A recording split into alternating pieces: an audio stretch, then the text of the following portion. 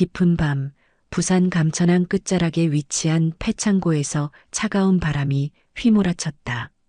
녹슨 철문 사이로 스며드는 가로등 불빛이 어둠을 가르고 있었다. 당신이 바로 신혜린 아버지군요. 정장을 말끔히 차려입은 중년 남성이 어둠 속에서 천천히 모습을 드러냈다.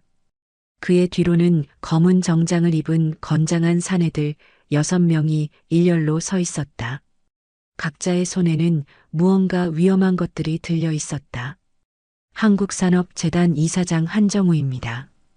이렇게 늦은 시간에 불러내서 죄송합니다만 우리가 꼭 해야 할 이야기가 있어서 말이죠. 한정우의 목소리는 정중했지만 그 속에는 차가운 위협이 숨어 있었다. 창고 반대편에서 한 남자가 조용히 걸어 나왔다.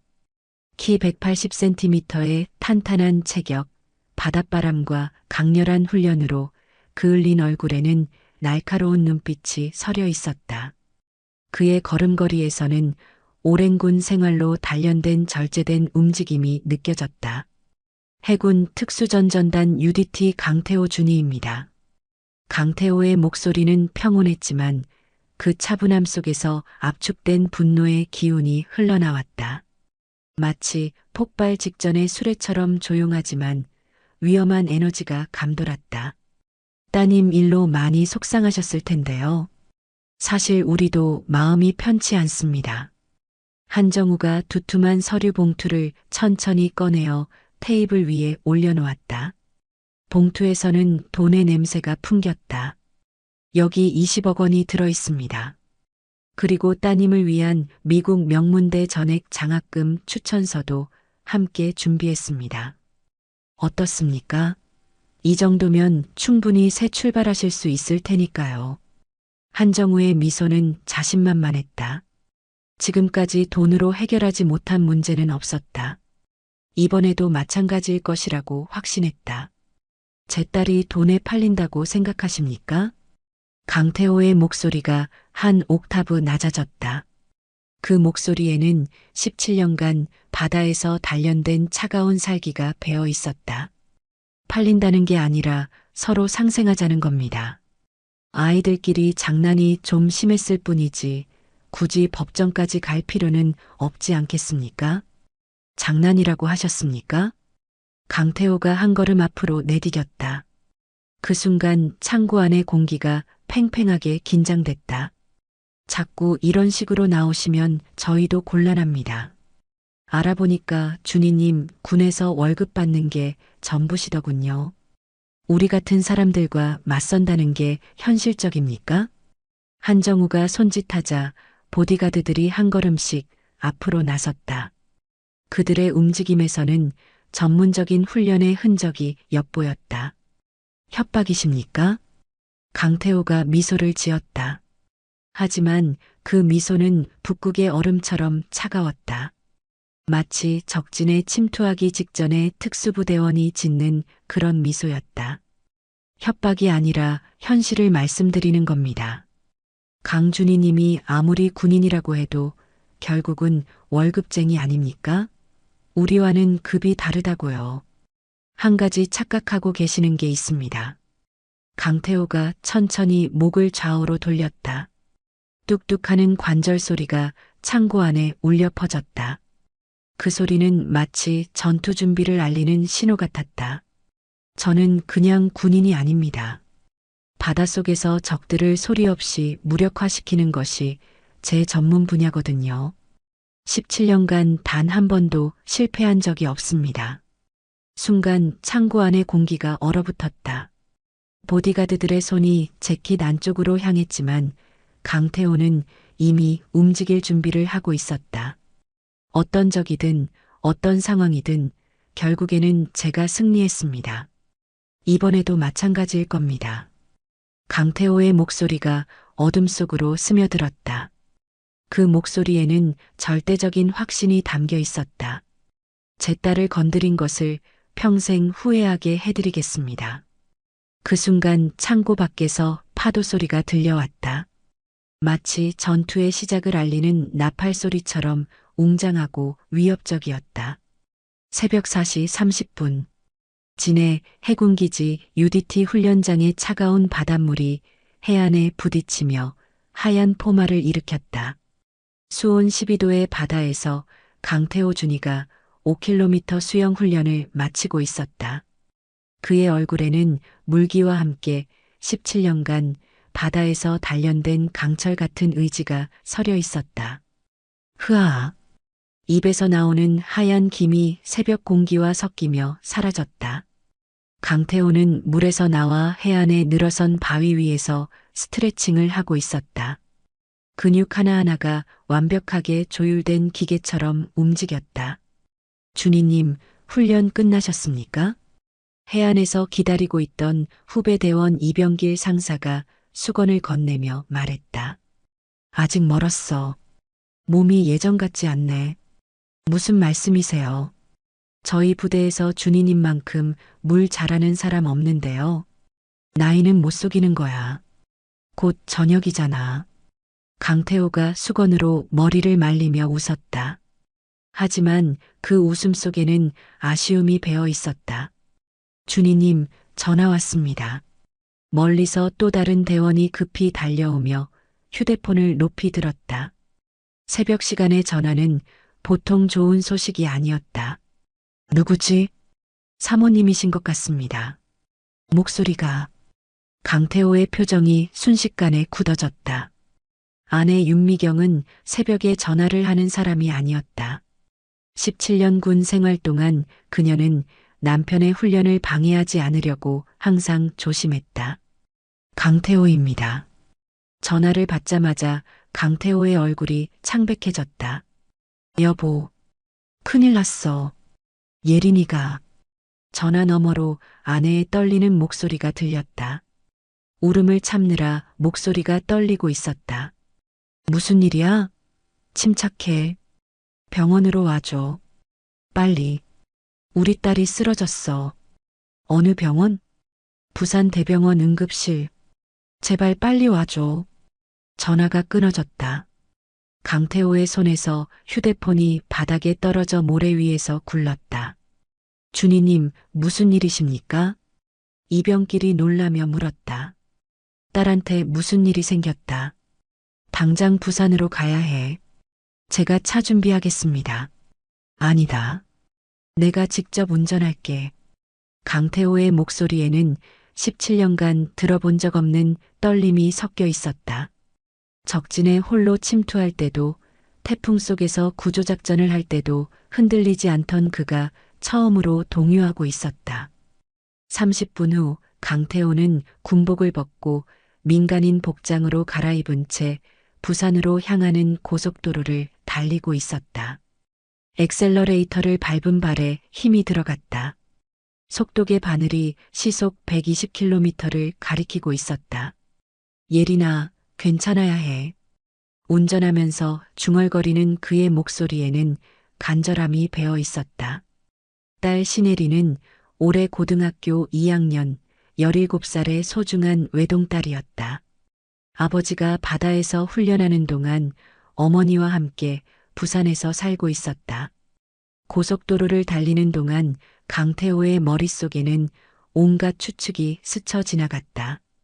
교통사고? 갑작스러운 병? 아니면 다른 무슨 일? 아내 목소리가 너무 이상했어. 뭔가 말하지 못할 일이 있는 것 같은데. 1시간 30분 후 부산 대병원 응급실 앞에 도착했다. 주차장에 차를 세우고 뛰어들어가니 복도에는 소독약 냄새와 형광등의 차가운 불빛이 가득했다. 여기저기서 들려오는 의료진의 발자국 소리, 환자들의 신음소리, 그리고 가족들의 걱정스러운 대화 소리가 뒤섞여 있었다. 미경아. 중환자실 앞에서 윤미경이 플라스틱 의자에 앉아 눈물을 흘리고 있었다.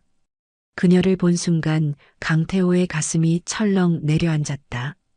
결혼 20년 동안 아내가 이렇게 무너진 모습을 본 적이 없었다. 여보, 예린이는 어떻게 됐어? 의사 선생님이 아직 얘기를 안 해줬어. 윤미경의 목소리가 끊어졌다. 그녀의 눈은 빨갛게 부어 있었고 손은 계속 떨리고 있었다. 그때 중환자실 문이 열리며 하얀 가운을 입은 의사가 나왔다. 젊은 의사였지만 표정이 무거웠다. 보호자분이세요? 네, 아버지입니다. 강태호가 다급히 대답했다. 일단 생명에는 지장이 없습니다. 하지만 의사가 말을 머뭇거렸다. 그 짧은 침묵이 강태호에게는 영원처럼 느껴졌다. 하지만 뭡니까? 빨리 말씀해 주세요. 환자가 심한 외상을 입었습니다. 다발성 타박상, 뇌진탕 의심 소견이 있고 의사가 차트를 보며 계속 설명했다. 그리고 정신적 충격이 매우 심각합니다. 지속적이고 반복적인 폭력에 노출되었던 것으로 보입니다. 그 순간 강태호의 세상이 무너져 내렸다. 귀에서 윙윙거리는 소리가 들렸다. 마치 수중에서 폭발음을 들은 것처럼 모든 소리가 멀어졌다. 폭력이라고 하셨습니까? 네, 학교 폭력일 가능성이 매우 높습니다. 상처 패턴을 보면 의사의 말이 채 끝나기도 전에 강태호는 중환자실 문을 밀고 들어갔다. 침대에 누워있는 딸의 모습을 본 순간 그의 가슴 깊은 곳에서 무언가가 폭발했다. 예린의 얼굴은 멍으로 얼룩져 있었다.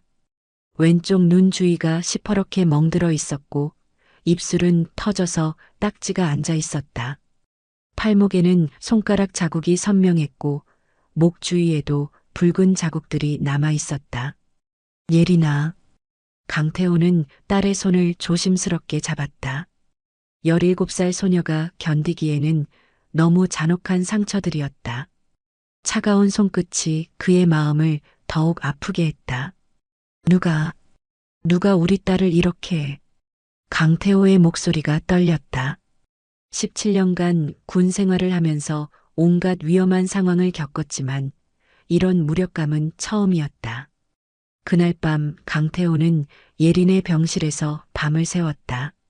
아내는 집에 가서 옷을 가져온다며 나갔지만 그는 딸 곁을 떠날 수 없었다. 새벽 3시쯤 예린이 희미하게 눈을 떴다. 아빠. 가냘픈 목소리였다. 예린아, 아빠가 여기 있어. 아빠, 미안해. 왜 미안해?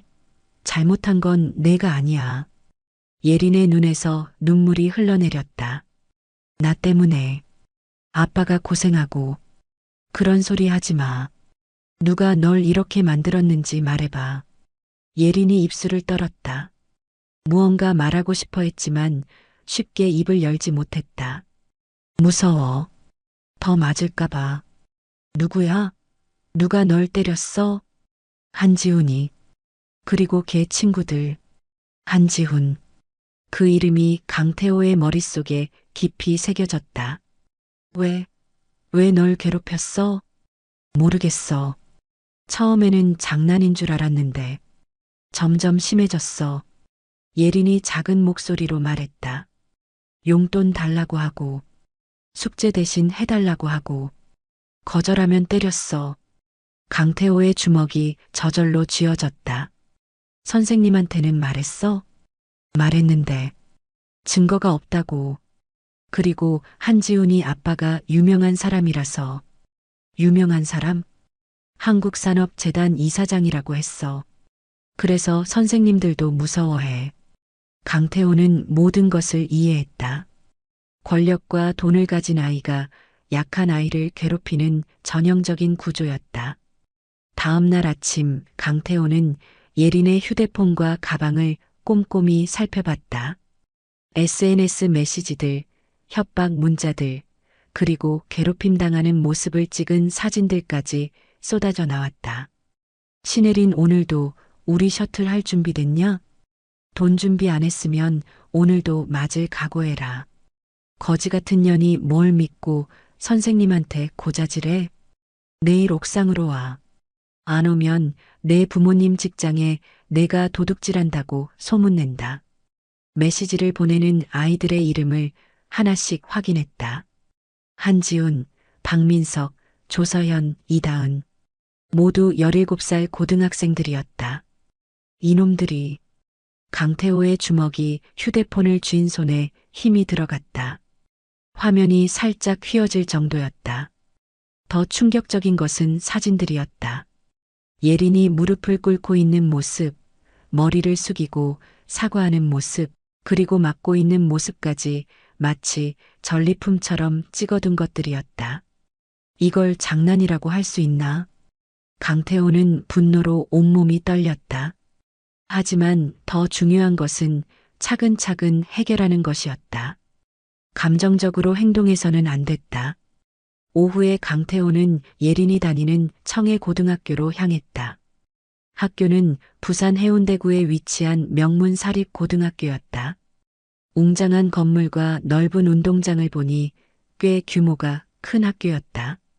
교무실에서 담임교사 김선영을 만났다. 40대 중반의 여교사였는데 강태호를 보자 어딘가 어색한 표정을 지었다. 예린이 아버지시군요. 저희도 정말 깜짝 놀랐습니다. 선생님께서는 우리 딸이 괴롭힘을 당한다는 걸 알고 계셨습니까? 김선영이 잠시 망설였다.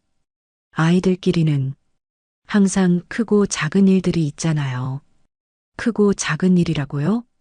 강태호의 목소리가 약간 높아졌다. 그런 일은 없었던 걸로 알고 있는데요. 예린이가 좀 예민한 편이라서.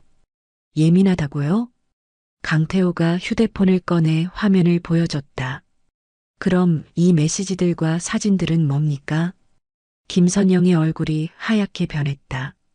하지만 여전히 발뺄 구멍을 찾고 있었다.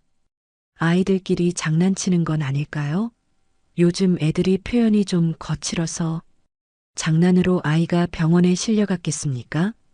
강태호의 목소리에 차가운 분노가 실렸다. 진정하세요. 학교에서도 자세히 조사해 보겠습니다. 그때 교무실 문이 열리며 정장을 차려입은 50대 남성이 들어왔다. 김 선생님, 이분이 신혜린 학생 아버지입니까? 네, 교감 선생님. 이분이 강태호 씨입니다. 아, 그러시군요. 저는 교감 이원석입니다. 이원석이 형식적으로 인사를 건넸지만 그의 눈빛은 차갑기만 했다. 교감 선생님, 우리 학교에서 심각한 폭력 사건이 일어났다고 들으셨습니까? 글쎄요, 정확한 조사가 필요할 것 같습니다. 혹시 학부모님께서 과민 반응하시는 건 아닐까요? 과민 반응이라는 말에 강태호의 이성이 끊어질 뻔했다. 과민 반응이라고요? 요즘 아이들은 조금만 서로 부딪혀도 큰일인 것처럼 호들갑을 떠는 경우가 많거든요. 사회가 너무 예민해진 것 같아서. 교감 선생님, 강태호가 이원석의 말을 차단했다. 제가 17년간 군에서 복무했습니다. UDT에서 말이죠. 폭력이 뭔지, 진짜 위험이 뭔지 누구보다 잘 압니다. 그리고 우리 딸이 당한 것은 분명히 조직적이고 지속적인 폭력입니다. 이원석의 표정이 미묘하게 변했다. UDT라는 말에서 범상치 않은 느낌을 받은 것 같았다.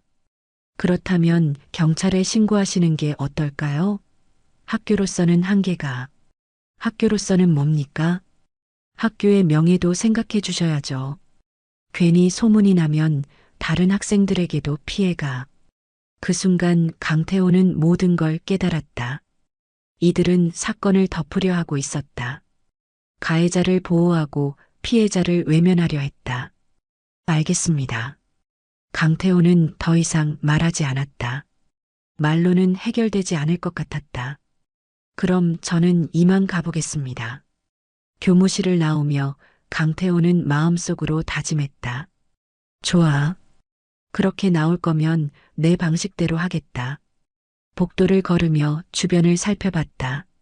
CCTV 위치, 비상구, 그리고 학생들의 동선까지 자연스럽게 파악했다. 17년간의 UDT 경험이 몸에 배어 있었다. 점심시간이 되자 강태호는 학교 주변을 돌아다니며 정보를 수집했다. 학교 앞 카페에서, 편의점에서, 버스 정류장에서 흘러나오는 학생들의 대화를 주의 깊게 들었다. 신혜린 걔 또 맞았다면서? 한지훈이가 완전 미쳤나 봐. 얼마나 때렸으면 응급차까지 부르겠어. 걔네들 너무 무서워서 누가 말릴 수도 없고 선생님들도 한지훈이 아빠 무서워해서 쉬쉬하고 있대. 모든 퍼즐이 맞춰지기 시작했다. 한지훈을 중심으로 한 학생 폭력 집단, 이들을 비호하는 학교 관계자들, 그리고 배후에서 모든 것을 조종하는 권력자. 그날 저녁 강태호는 집에서 인터넷을 뒤져 한지훈과 그 무리에 대한 정보를 찾아봤다.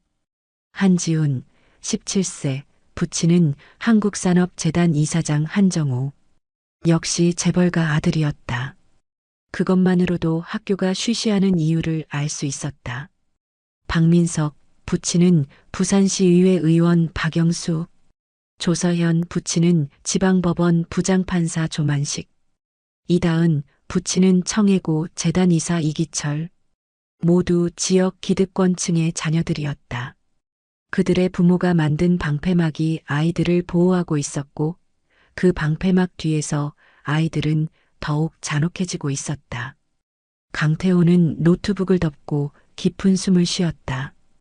이놈들이 내 딸을 완전히 우습게 본 모양이다. 밤 11시 강태호는 다시 예린의 병실을 찾았다. 아내는 집에 돌아가 잠시 쉬고 있었다. 아빠. 예린이 희미하게 눈을 떴다. 아직 의식이 완전히 돌아오지 않은 상태였다. 예린아, 아빠가 왔어. 아빠 미안해. 나 때문에 아빠가. 왜 미안해? 잘못한 건 너가 아니야. 예린의 눈에서 또다시 눈물이 흘러내렸다. 걔들이 말했어. 군인 아빠 둔 게 뭐가 자랑이냐고. 나라 지킨다고 폼 잡지 말라고. 어차피 월급쟁이 주제에. 강태호의 가슴이 찢어지는 것 같았다. 딸이 아버지 때문에 더 괴롭힘을 당했다는 사실이 그를 더욱 분노하게 만들었다. 그런 말 듣지 마. 아빠가 모든 걸 해결해 줄 테니까. 하지만 걔들 아빠가 다 돈 많고 힘 있는 사람들이라고 했어. 우리가 어떻게 해? 예린아. 강태호가 딸의 손을 꽉 잡았다. 아빠가 누군지 알지? 바다에서 적을 찾아내고 제거하는 게 내 일이야. 17년간 실패한 적이 없어. 이번에도 마찬가지다. 예린이 작게 고개를 끄덕였다. 아빠, 그냥 조용히 넘어가면 안 될까? 더 복수당할까봐 무서워. 안 돼. 이런 일은 절대 넘어가면 안 되는 거야. 아빠가 끝까지 책임질게. 병실을 나오며 강태호는 결심을 굳혔다. 적을 제거하는 방법은 여러 가지가 있다. 물리적 제거만이 전부가 아니다. 때로는 더 치밀하고 완벽한 방법이 필요하다. 자정이 넘어 집에 돌아온 강태호는 지하실에서 오래된 가방을 꺼냈다. UDT 시절 사용했던 각종 장비들이 고스란히 들어 있었다. 야시경, 소형 카메라, 도청장치, GPS 추적기, 그리고 각종 침투 도구들. 모두 불법이지만 진실을 밝히기 위해서는 필요한 것들이었다. 이제 진짜 작전이 시작된다. 강태호의 눈에서 차가운 빛이 흘러나왔다. 딸을 괴롭힌 놈들과 그들을 보호하는 기득권 세력들을 향한 조용하지만 치명적인 전쟁이 시작되는 순간이었다. 새벽 5시 강태호는 청해 고등학교에서 2km 떨어진 야산 정상에 서 있었다. 손에는 군용 쌍안경이 들려 있었고 학교 전체가 한눈에 내려다 보였다. 17년간 적진 정찰 임무를 수행해온 그에게는 익숙한 풍경이었다. 건물 구조 파악 완료. 본관 3층, 별관 2층, 체육관 1동. 강태호는 작은 노트에 학교의 모든 정보를 기록했다. CCTV 위치 14곳, 출입구 5곳, 비상구 3곳, 경비실 위치와 경비원의 순찰 패턴까지 모든 것을 머릿속에 입력했다.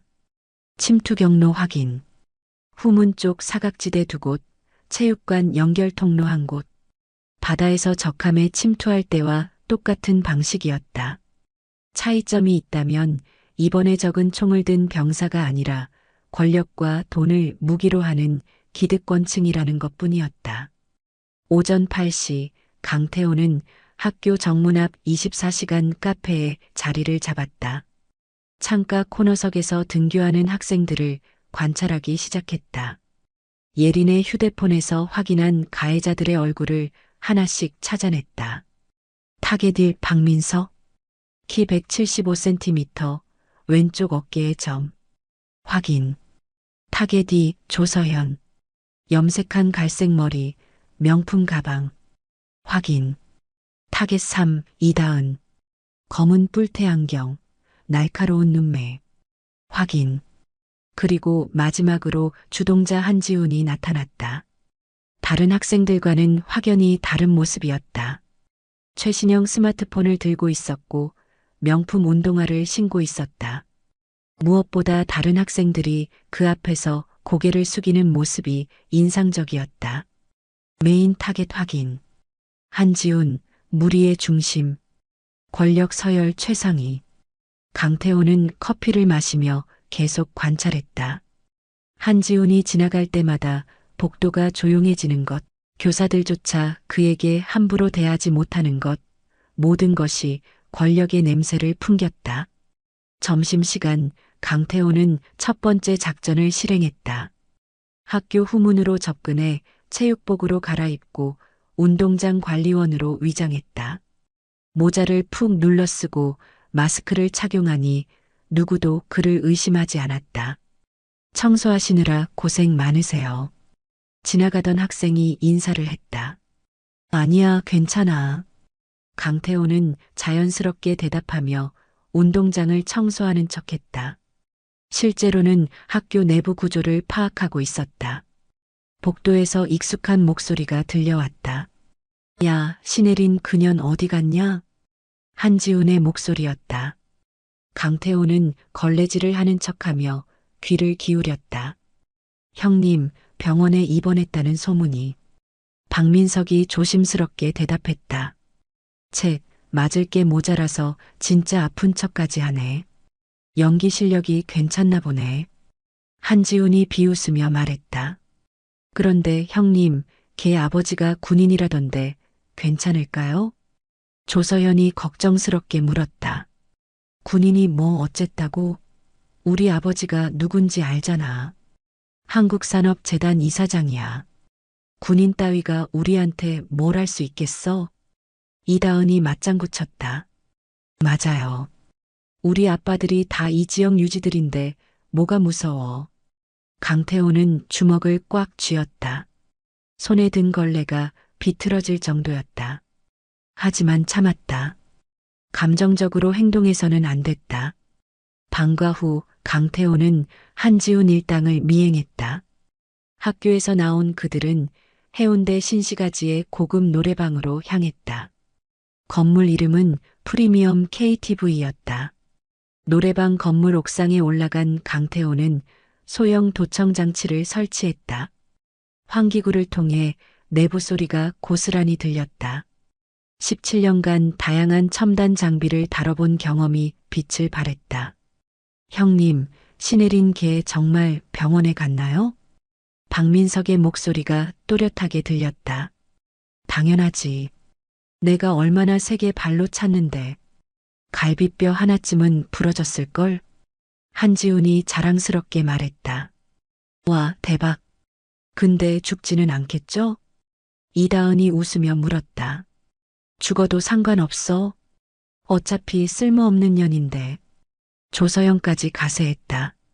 그런데 혹시 경찰서에 신고하면 어떡해요? 바보야. 누가 우리한테 뭐라고 하겠어? 교감 선생님도 우리 편이고 경찰서장도 우리 아버지들이랑 골프 치는 사이야. 한지훈이 자신만만하게 대답했다. 그래도 조심해야 하지 않을까요? 요즘 학교 폭력에 대해서 사회적으로 민감하다고 하는데. 박민석이 조금 걱정스럽게 말했다. 아, 짜증나게 왜 그래? 신혜린 그녀는 우리가 시키는 대로만 하면 돼. 가끔 반항할 때만 교육시켜주고. 교육이요? 응, 이런 식으로 탁 하는 소리가 들렸다. 아마 테이블을 치는 소리인 것 같았다. 형님이 직접 교육시키는 거 보면 정말 무서워요. 특히 계단에서 밀 때. 맞아. 그때 비명소리 진짜 웃겼어. 녹음기가 모든 대화를 빠짐없이 담아냈다. 강태호는 결정적인 증거를 손에 넣었다. 그날 밤 강태호는 한지훈의 집을 찾아갔다. 강남구 청담동에 위치한 대저택이었다. 대문부터 시작해서 담장, 정원, 건물까지 모든 것이 웅장했다. 역시 재벌가 스타일이네. 담장을 넘는 것은 UDT 출신에게는 일도 아니었다.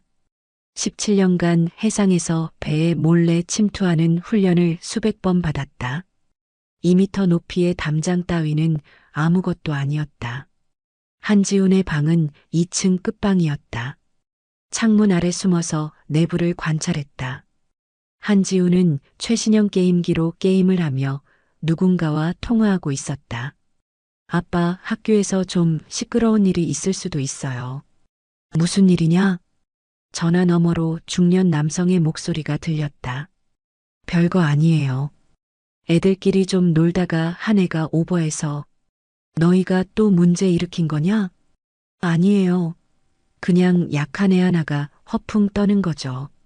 맞지도 않았으면서 병원까지 가고. 알았다. 아빠가 처리할게. 걱정하지 마라. 역시 아빠예요. 돈의 힘을 모르는 놈들은 바보죠. 전화가 끊어지자 한지훈이 크게 웃었다. 그 웃음소리에는 오만함과 잔인함이 가득했다. 강태호는 모든 대화를 녹음했다. 부자 간의 유착관계, 조직적 은폐 시도까지 모든 것이 증거로 확보됐다. 다음 날 새벽 강태호는 청해고등학교 재단 사무실에 침투했다. 야간 경비원이 순찰을 도는 사이 후문으로 들어가 본관 3층으로 올라갔다. 재단 사무실 문은 전자키로 잠겨 있었지만 17년간 각종 침투 훈련을 받은 그에게는 어려운 일이 아니었다. 소형 전자키 해독기를 사용해 3분 만에 문을 열었다. 사무실 안에는 각종 서류들이 정리되어 있었다. 강태호는 소형 카메라로 중요 서류들을 촬영했다. 그 속에는 충격적인 내용들이 담겨 있었다. 후원금 명목, 금품 수수 계약서, 한정우 10억 원, 학교 운영 간섭 금지 서약서, 재단 이사회 결의, 문제 학생 보호 약정서, 한지훈 관련, 한정우가 학교에 거액을 기부한 대가로 아들의 모든 문제를 덮어달라는 계약을 체결한 것이었다. 다른 학부모들도 마찬가지였다. 이놈들이 아예 카르텔을 만들어놨구나. 강태호는 이를 악물었다. 돈과 권력으로 자녀들의 폭력을 정당화하고 있었던 것이다. 서류 중에는 더 충격적인 내용도 있었다. 피해 학생 전학 유도 계획서, 신혜린, 언론 대응 매뉴얼, 학교 폭력 사건 발생 시, 유관기관 협조 요청서, 부산지방경찰청, 부산시교육청, 학교가 예린을 전학 보내려고 계획하고 있었고 경찰과 교육청까지 매수하려 했다는 증거였다.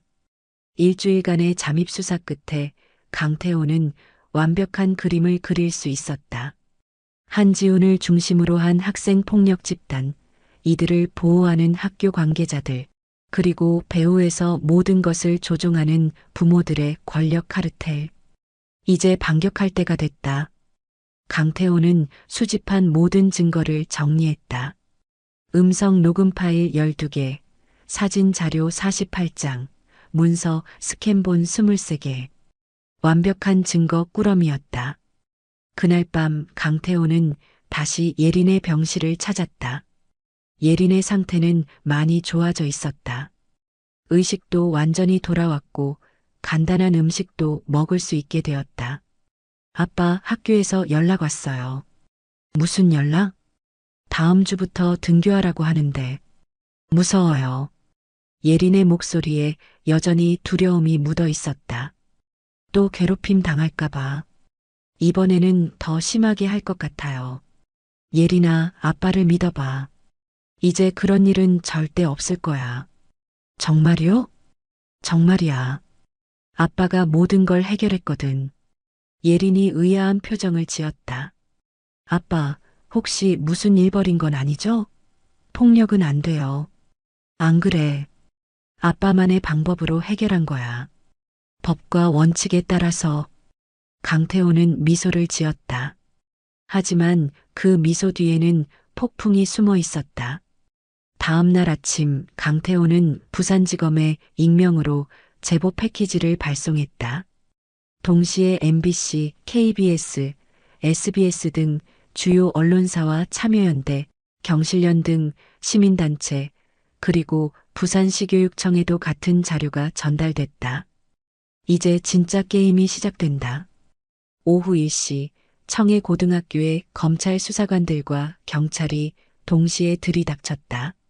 압수수색 영장을 들고 온 수사진이 교무실과 재단 사무실을 뒤지기 시작했다. 이원석 교감입니다만 무슨 일이십니까? 학교폭력 조직적 은폐 및 공무원 직무유기 혐의로 수사에 착수했습니다. 수사관의 말에 이원석의 얼굴이 하얗게 변했다. 그런 일은 없었는데요. 증거가 충분합니다. 조용히 협조해 주시기 바랍니다. 같은 시각 한정우의 회사인 한국산업에도 수사진이 투입됐다. 비자금 조성과 로비 의혹이 동시에 터진 것이다. 저녁 6시 뉴스의 톱 뉴스는 충격적이었다. 부산 지역 명문 사립고에서 재벌가 자녀들이 저지른 학교 폭력을 학교와 재단이 조직적으로 은폐한 사실이 드러났습니다. 더욱 충격적인 것은 가해 학생들의 부모들이 거액의 돈을 학교에 기부하면서 자녀들의 범죄를 묵인해달라고 요구한 정황이 포착되었다는 점입니다. 강태호는 집에서 뉴스를 보며 조용히 맥주를 마셨다. 이제 시작일 뿐이다. 그의 휴대폰이 울렸다. 모르는 번호였다. 강태호입니다. 강준희님이시죠? 한정우입니다. 한지훈의 아버지였다. 목소리에 당황이 역력했다. 무슨 일이십니까? 직접 만나서 이야기했으면 합니다. 오해가 있는 것 같아서. 오해요? 네, 혹시 시간이 되시면 오늘 밤에. 언제든지 좋습니다. 그럼 밤 11시 감천항 3번 부두창고로 나와주시겠습니까? 알겠습니다. 전화가 끊어졌다. 강태호는 미소를 지었다. 드디어 상대방이 직접 나서는 모양이었다. 좋아. 이제 정면 승부다. 강태호는 UDT 시절 사용했던 전술조끼를 꺼냈다. 각종 장비를 점검하고 배터리를 충전했다. 이제 마지막 작전이 시작될 시간이었다. 차를 타고 감천항으로 향하면서 강태호는 17년간의 군 생활을 떠올렸다. 수많은 위험한 임무 생사를 오가는 작전들. 하지만 이번만큼 중요한 임무는 없었다. 내 딸의 명예가 걸린 작전이니까. 밤바다에서 불어오는 차가운 바람이 차창을 흔들었다. 강태호는 백미러로 뒤를 확인했다. 따라오는 차는 없었다. 부두에 도착해 시계를 확인했다. 밤 10시 50분. 아직 10분이 남았다. 강태호는 차에서 내려 주변을 둘러봤다. 폐창고, 컨테이너, 그리고 바다. 완벽한 결전의 장소였다. 이제 모든 것을 끝낼 시간이다. 강태호의 눈에서 차가운 빛이 흘러나왔다. 밤 10시 55분, 감천항 3번 부두는 짙은 안개에 휩싸여 있었다. 바다에서 불어오는 차가운 바람이 녹슨 컨테이너들 사이를 휘돌며 을씨년스러운 소리를 만들어냈다. 파도가 부두에 부딪히는 소리와 갈매기들의 울음소리만이 적막한 밤을 깨트리고 있었다. 강태호는 미리 도착해 주변 지형을 파악하고 있었다. 17년간의 UDT 경험으로 체득한 전술적 사고가 자동으로 작동했다. 주 출입구 3곳, 비상 탈출로 5곳, 제압 가능 지점 7곳. 그는 작은 이어피스를 착용하고 소형 녹음기를 가동시켰다. 모든 대화가 실시간으로 클라우드 서버에 업로드되도록 설정했다. 11시 정각 검은색 벤츠 세대가 연달아 부두에 진입했다. 헤드라이트가 안개를 가르며 강태호가 서 있는 창고를 비췄다. 첫 번째 차에서 한정우가 내렸고 뒤따라 정장을 입은 건장한 남자들 8명이 일렬로 내렸다. 전문가들을 데려왔구나. 강태호는 그들의 움직임을 관찰했다. 체격, 걸음걸이, 시선 처리, 대형 유지까지 모든 것이 훈련된 전투원의 것이었다. 아마도 전직 군인이나 경찰 출신의 사설 경비업체 직원들인 것 같았다. 강준희님 약속 시간에 맞춰 나와주셔서 감사합니다. 한정우가 창고 안으로 들어서며 큰 소리로 외쳤다. 그의 목소리에는 여전히 여유가 묻어 있었다. 강태호는 천천히 어둠 속에서 걸어 나왔다. 그의 손에는 아무것도 들려있지 않았지만 온몸에서 뿜어져 나오는 기운만으로도 공기가 팽팽해졌다. 한국산업재단 이사장 한정우입니다. 이렇게 늦은 시간에 귀중한 시간을 내주셔서 정말 고맙습니다. 한정우의 목소리는 정중했지만 그 뒤로 보디가드들이 부채꼴 모양으로 펼쳐지고 있었다. 완전히 포위하는 진영이었다. 바쁘신 분이 직접 나오시다니 영광입니다. 강태호의 목소리는 차분했지만 그 속에서 압축된 분노가 흘러나왔다. 단도직입적으로 말씀드리겠습니다. 한정우가 두툼한 서류 봉투를 꺼내 테이블 위에 놓았다. 여기 50억 원짜리 수표가 들어 있습니다. 현금으로 바꿔드릴 수도 있고요. 그리고 따님을 위한 미국 하버드 대학교 전액 장학금 추천서도 함께 준비했습니다. 조건이 있겠죠? 강태호의 목소리에 조롱의 기미가 섞였다. 조건이라기보다는 서로 상생할 수 있는 방법을 제안하는 겁니다. 한정우가 미소를 지었다. 이번 일을 깔끔하게 정리해 주시면 됩니다. 언론 인터뷰는 절대 하지 마시고 수사기관에도 더 이상 협조하지 마세요. 그러면 우리도 따님에게 최고의 미래를 보장해 드리겠습니다. 만약 거절한다면 어떻게 하실 겁니까? 강태호가 한 걸음 앞으로 내디뎠다. 거절하실 이유가 있겠습니까? 50억 원이면 3대가 편하게 살 수 있는 돈입니다. 준희님도 전역하시면 연금 받고 사시기 어려우실 텐데. 한정우의 말투가 점점 오만해졌다. 게다가 아무리 정의로운 일이라고 해도 현실적으로 우리를 어떻게 하시겠습니까? 우리 되면은 정치인, 검사, 경찰 간부들이 다 있습니다. 한 가지 착각하고 계시는 게 있습니다. 강태호가 미소를 지었다. 그러나 그 미소는 북극의 빙하보다 차가웠다. 제가 돈 때문에 이런 일을 벌였다고 생각하십니까? 그럼 뭐 때문에? 제 딸이 당한 고통과 모욕 때문입니다. 그리고 당신 아들과 그 친구들이 보여준 인간성 때문이죠. 강태호의 목소리가 한 옥타브 낮아졌다. 그 고통과 모욕은 돈으로는 절대 해결될 수 없습니다. 한정우의 표정이 서늘해졌다. 지금까지 돈으로 안 되는 일이 없었는데 처음으로 벽에 부딪힌 느낌이었다. 그렇다면 협상은 결렬이군요. 그가 오른손을 살짝 올리자 보디가드들이 일제히 한 걸음씩 앞으로 나섰다. 8명의 전문가들이 강태호를 완전히 포위했다. 강준희님, 마지막으로 한 번 더 기회를 드리겠습니다. 한정우의 목소리에 위협이 섞이기 시작했다. 여기서 일어나는 일은 아무도 모릅니다. 이 부두는 우리 회사 소유거든요. 경비원도 우리 사람이고 CCTV도 작동하지 않습니다. 협박이군요. 협박이 아니라 현실을 말씀드리는 겁니다. 지금이라도 돈을 받고 조용히 가시는 게 좋을 텐데요. 사양하겠습니다. 강태호가 두 손을 천천히 들어 올렸다. 항복하는 것처럼 보였다. 현명하지 못한 선택입니다. 한정우가 보디가드들에게 신호를 보냈다. 조용히 처리하세요. 사고로 보이게끔.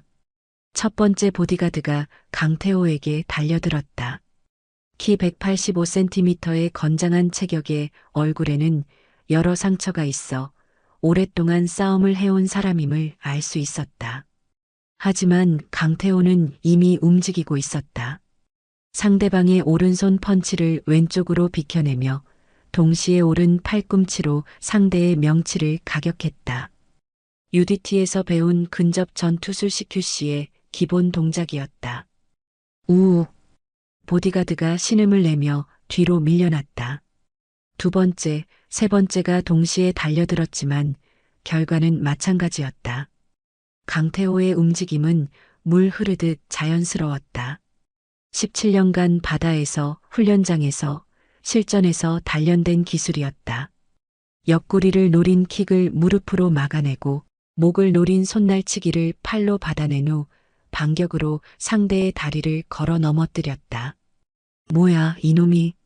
한정우가 당황했다. 자신이 비싼 돈을 주고 고용한 전문가들이 일방적으로 당하고 있었다.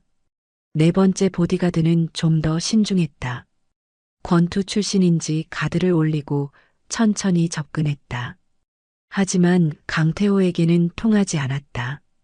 상대방의 잽을 피하며 안으로 파고들어 몸통에 훅을 날렸다. 정확히 명치 아래 부분을 노린 타격이었다. 흐어. 네 번째도 바닥에 쓰러졌다. 이놈이 정말로.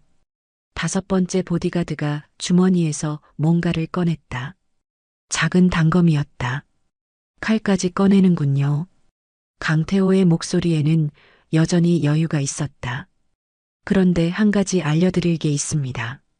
칼로 찌르려던 보디가드의 손목을 정확히 잡아채며 비틀었다.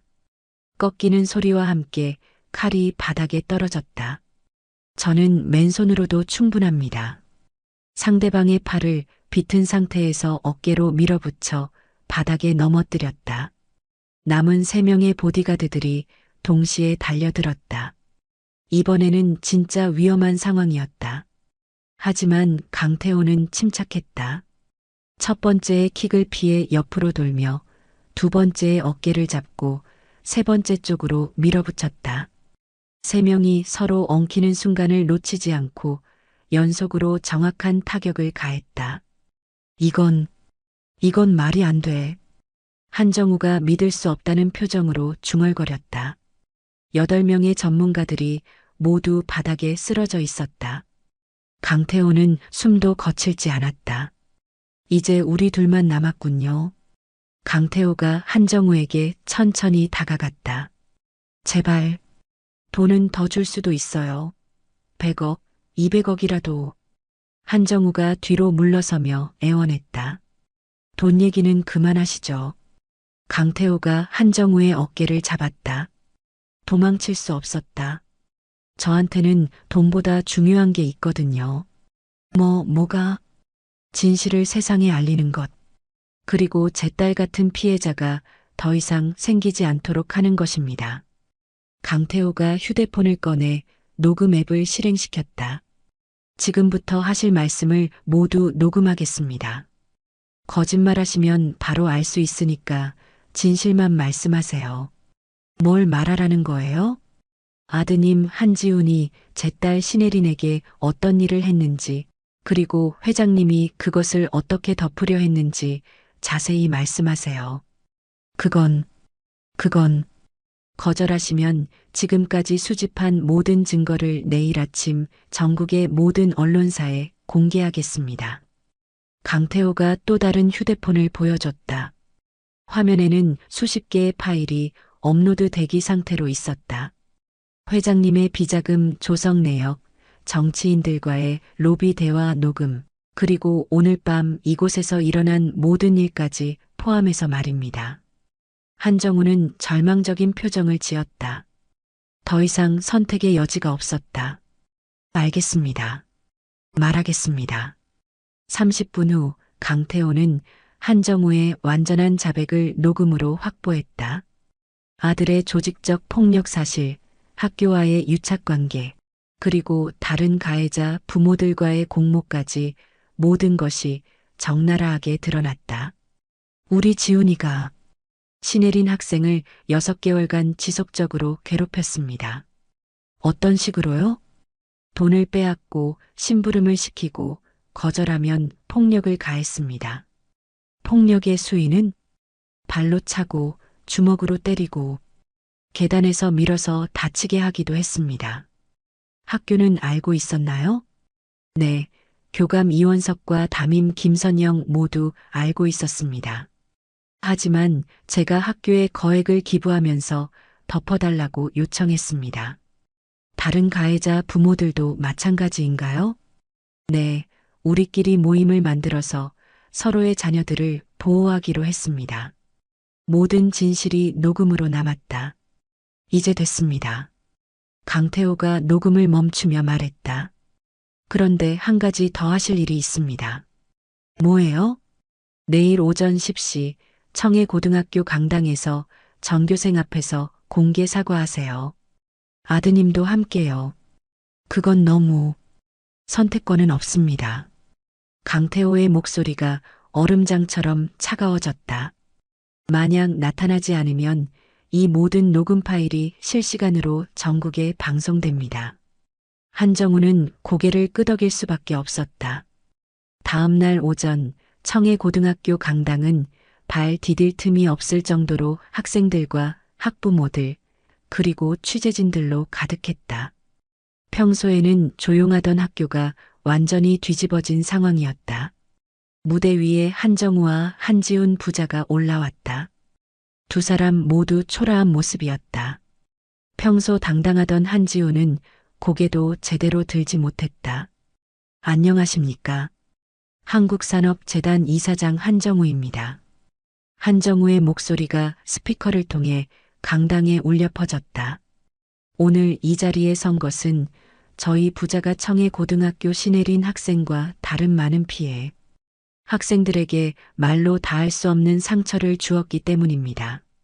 강당은 조용했다. 모든 학생들이 충격에 빠져 있었다. 특히 제 아들 한지훈이 주도한 조직적이고 지속적인 학교 폭력을 저 역시 묵인하고 오히려 학교와 함께 은폐하려 했던 것을 깊이 사과드립니다. 한지훈도 마이크 앞에 섰다. 그의 목소리는 떨리고 있었다. 신혜린, 정말 미안해. 강당 뒤편에서 휠체어를 탄 예린이 이 모든 장면을 지켜보고 있었다. 그녀의 옆에는 강태호가 서 있었다. 아빠, 정말 신기해요. 어떻게 이런 일이. 정의는 반드시 실현되는 거야, 예린아. 강태호가 딸의 어깨를 가볍게 두드렸다. 이제 내가 다시 당당하게 학교에 다닐 수 있게 됐어. 무대에서 사과가 이어졌다. 앞으로는 이런 일이 절대 일어나지 않도록 제가 직접 나서서 학교 폭력 예방 활동에 앞장서겠습니다. 한정우의 말이 끝나자 강당에서 박수가 터져 나왔다. 하지만 그것은 격려의 박수가 아니라 진실이 밝혀진 것에 대한 환호였다. 그리고 누군가 외쳤다. 신혜린 파이팅! 학교 폭력 근절. 강당이 뜨거운 함성으로 가득 찼다. 강태호는 눈물을 글썽이며 딸을 바라봤다. 이제 정말 끝났다. 하지만 예린이 고개를 저었다. 아빠, 이건 끝이 아니라 시작이에요. 시작? 이제 다른 아이들도 도와줘야죠. 나처럼 괴롭힘 당하는 아이들 말이에요. 강태호는 딸의 말에 가슴이 뭉클해졌다. 복수의 끝에서 진정한 정의가 시작되고 있었다. 무대에서 한지훈이 마지막 말을 했다. 신혜린, 그리고 내가 괴롭힌 모든 친구들. 정말 미안해. 내가 잘못했어. 그의 눈에서 진짜 눈물이 흘러내렸다. 처음으로 자신의 잘못을 깨닫는 순간이었다. 강당을 나오며 강태호는 하늘을 올려다봤다. 구름 사이로 햇살이 비치고 있었다. 이제 새로운 시작이다. 그의 마음속에는 복수가 아닌 희망이 자리 잡고 있었다.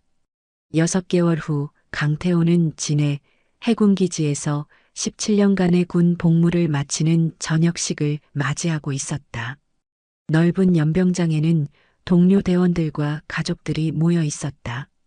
태극기가 바람에 펄럭이는 모습이 장엄했다. 해군 특수전전단 UDT 강태호 준이 17년간의 성실한 복무에 감사드리며 전역을 명합니다. 부대장의 선포가 끝나자 박수가 터져 나왔다. 강태호는 마지막으로 군복을 입고 있는 자신을 바라봤다. 이제 정말 끝이었다. 준이님, 정말 전역하시는 거예요? 후배 대원 이병길이 아쉬워하며 다가왔다. 그래. 이제 딸을 제대로 지켜줄 시간이 필요해. 하지만 UDT에서 준이님만큼 실력 있는 분이 어디 있겠어요? 부대 최고의 전설인데. 실력은 꼭 전쟁터에서만 쓰는 게 아니야. 일상에서, 사회에서도 얼마든지 활용할 수 있거든. 강태호는 미소를 지으며 대답했다. 저녁식이 끝나고 가족들과 함께 기념사진을 찍었다. 예리는 이제 완전히 회복되어 목발 없이도 걸을 수 있게 되었다. 얼굴에는 건강한 홍조가 돌았고 눈빛도 예전처럼 밝아졌다. 아빠, 17년간 정말 수고하셨어요. 예린이 아버지에게 꽃다발을 건네며 인사했다.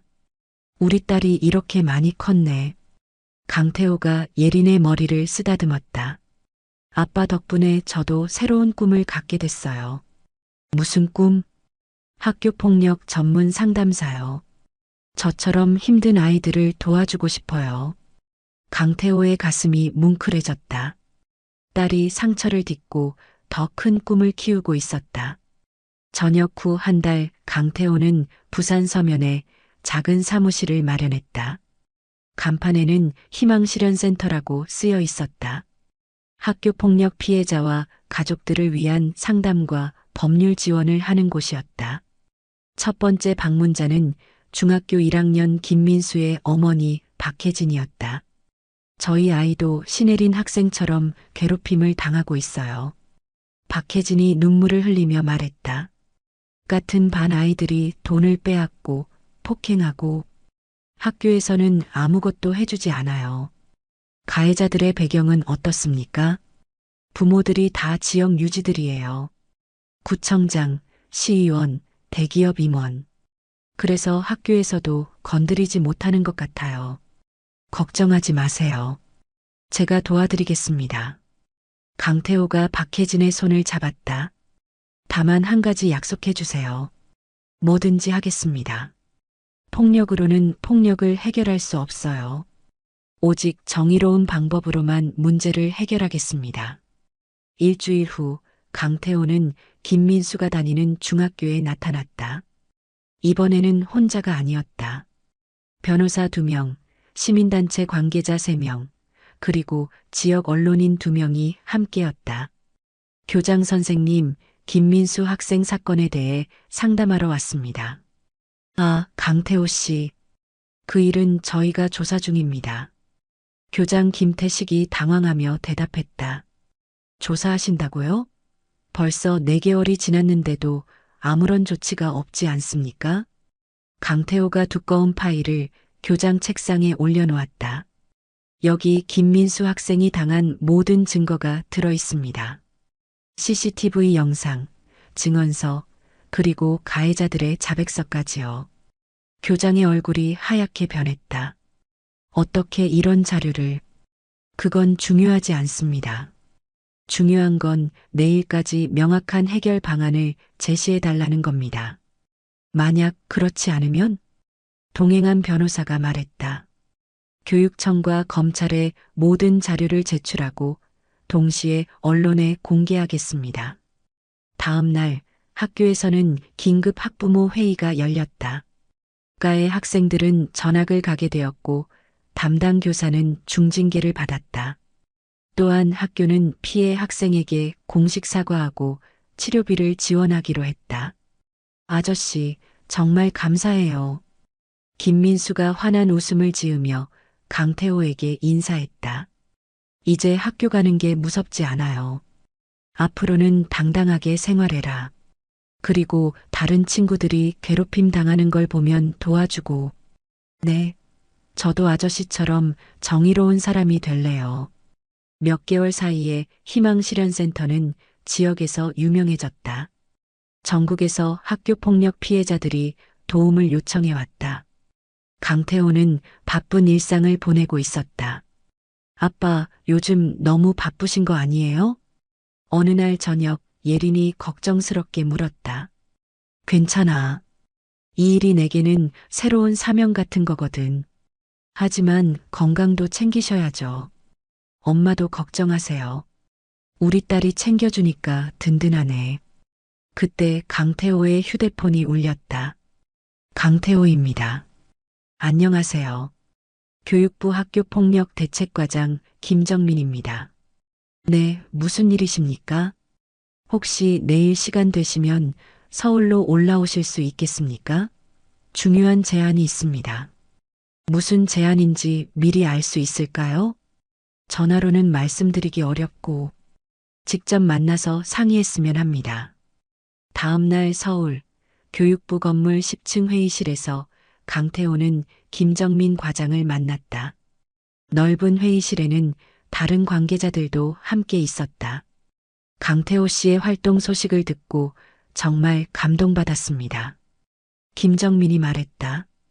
특히 청해 고등학교 사건 해결 과정을 보면서 이런 전문성을 가진 분이 정부 차원에서 활동해 주시면 좋겠다는 생각을 했습니다. 구체적으로 어떤 제안이신지요? 전국 학교폭력 대응 전문위원으로 위촉하고 싶습니다. 김정민이 서류를 내밀었다. 정부에서 전폭적으로 지원하겠습니다. 전국 단위의 활동, 충분한 예산, 그리고 법적 권한까지 부여받게 됩니다. 강태호는 서류를 읽어보았다. 내용이 상당히 구체적이었다. 좋은 제안입니다만 조건이 있습니다. 뭔가요? 제 딸도 함께 참여시켜 주세요. 피해자의 관점에서 조언할 수 있을 겁니다. 물론입니다. 오히려 더 좋은 아이디어네요. 6개월 후 강태호와 예린은 전국을 다니며 학교폭력 예방 강연을 하고 있었다. 예린은 대학에 진학해 심리학을 전공하며 상담사의 꿈을 착실히 준비하고 있었다. 여러분, 폭력은 절대 해결책이 될 수 없습니다. 부산의 한 고등학교 강당에서 강태호가 천여 명의 학생들에게 말했다. 하지만 정의는 반드시 실현됩니다. 다만 올바른 방법으로 말이죠. 맞아요. 학생들이 박수를 치며 호응했다. 이제 강태호는 많은 학생들에게 희망의 상징이 되어 있었다. 강연이 끝난 후 한 학생이 다가왔다. 선생님, 저도 괴롭힘을 당하고 있어요. 어떻게 하면 될까요? 먼저 부모님께 말씀드려라. 그리고 이 번호로 연락해. 강태호가 명함을 건넸다. 혼자 해결하려 하지 마. 도와줄 사람들이 많이 있거든. 정말요? 정말이야. 우리 예린이도 처음에는 혼자 견디려고 했는데 지금은 다른 친구들을 도와주는 일을 하고 있어. 예린이 학생에게 다가가 말했다. 저도 여러분과 똑같은 경험을 했어요. 하지만 포기하지 않으면 반드시 해결할 수 있어요. 누나도 괴롭힘 당했어요? 응, 정말 힘들었어. 하지만 아빠와 많은 분들이 도와주셔서 이겨낼 수 있었어. 그날 밤 호텔에서 강태호와 예린은 차를 마시며 대화를 나눴다. 아빠, 우리가 정말 많은 일을 해냈네요. 그래. 하지만 아직 할 일이 더 많아. 앞으로도 계속 하실 거예요? 당연하지. 이 일이 내 새로운 인생이거든. 강태호가 창밖을 바라봤다. 부산 앞바다가 반짝이고 있었다. 저 바다를 보면 생각나. 17년간 나라를 지킨다고 바다에서 훈련했는데 정작 내 딸은 제대로 지켜주지 못했었지. 아빠. 하지만 이제는 다르다. 내 딸뿐만 아니라 모든 아이들을 지킬 수 있게 됐으니까. 예린이 아버지의 손을 잡았다. 아빠, 정말 자랑스러워요. 군인으로서도, 아버지로서도, 그리고 지금 하시는 일도. 나도 우리 딸이 자랑스러워. 상처를 딛고 더 큰 사람이 되었으니까. 2년이 흘렀다.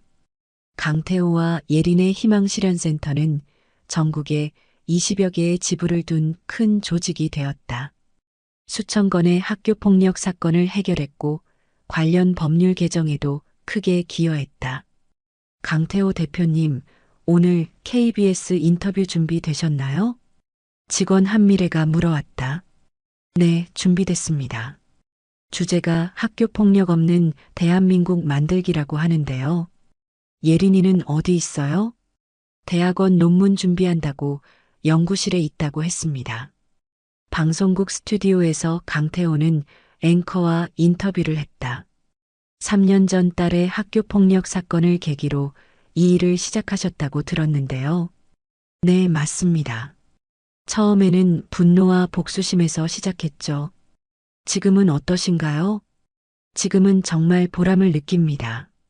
수많은 아이들이 다시 웃을 수 있게 되었거든요. 가장 기억에 남는 사건이 있다면? 모든 사건이 소중하지만 제주도의 한 중학생 사건이 특히 기억에 남습니다. 그 아이가 지금은 학생회장이 되어서 다른 친구들을 도와주고 있어요. 앞으로의 계획은 딸이 내년에 상담사 자격을 취득하면 본격적으로 함께 활동할 예정입니다. 그리고 학교 폭력이 완전히 사라질 때까지 계속할 겁니다. 마지막으로 학교 폭력 피해자, 가족들에게 한 말씀 부탁드립니다. 강태호가 카메라를 정면으로 바라봤다. 절대 포기하지 마세요. 정의는 반드시 실현됩니다. 올바른 방법으로 끝까지 싸우면 반드시 이길 수 있습니다. 그리고 혼자가 아니라는 것을 기억하세요. 우리가 함께 하겠습니다. 방송이 끝난 후 강태호는 부산으로 돌아왔다. 집 앞에서 예린이 기다리고 있었다. 이제 22살이 된 예린은 완전히 성숙한 여성이 되어 있었다. 아빠, 방송 잘 봤어요. 고마워. 너는 논문 쓰느라 힘들지? 괜찮아요. 내년에 상담사 자격 따면 정말 함께 일할 수 있을까요? 당연하지. 내가 얼마나 기다리고 있는데. 집에 들어가며 예린이 말했다. 아빠, 후회하지 않으세요? UDT 그만두고 이 일 시작한 거? 강태호가 잠시 생각했다. 전혀. 오히려 내 인생에서 가장 의미 있는 일을 하고 있다고 생각해. 왜요? UDT에서는 적을 제거하는 일을 했지만 지금은 희망을 만드는 일을 하거든. 그리고 무엇보다 우리 딸과 함께 할 수 있어서 행복해. 그날 밤 강태호는 서재에서 3년간의 활동을 정리한 책을 쓰고 있었다. 제목은 아버지의 정의였다.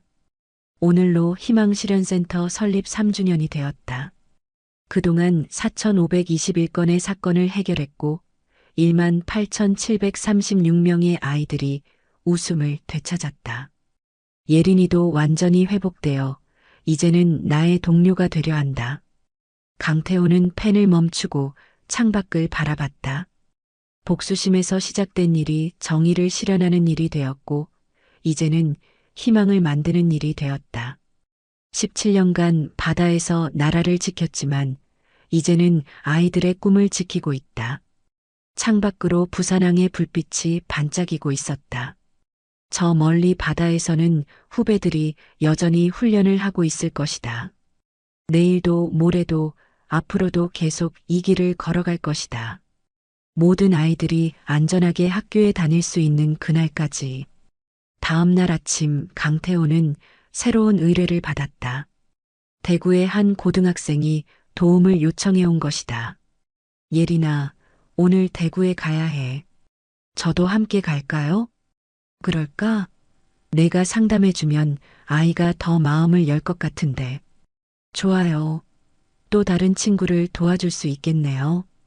차를 타고 대구로 향하며 강태호는 생각했다. 진정한 정의는 복수가 아니라 치유였고, 진정한 승리는 적을 물리치는 것이 아니라 희망을 만드는 것이었다. 고속도로를 달리며 예린이 말했다. 아빠, 감사해요. 뭐가? 저를 지켜주시고, 저 같은 아이들을 도와주시고, 정말 자랑스러워요. 나야말로 고마워. 내가 있어서 이 일을 계속할 수 있거든. 아버지와 딸의 정의 실현 여행은 계속되고 있었다. 그들의 목적지는 모든 아이들의 웃음소리로 가득한 세상이었다.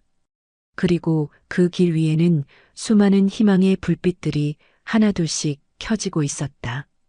부산 하늘에는 구름 한 점 없이 맑은 천공이 펼쳐져 있었다. 마치 새로운 시작을 축복하는 것처럼.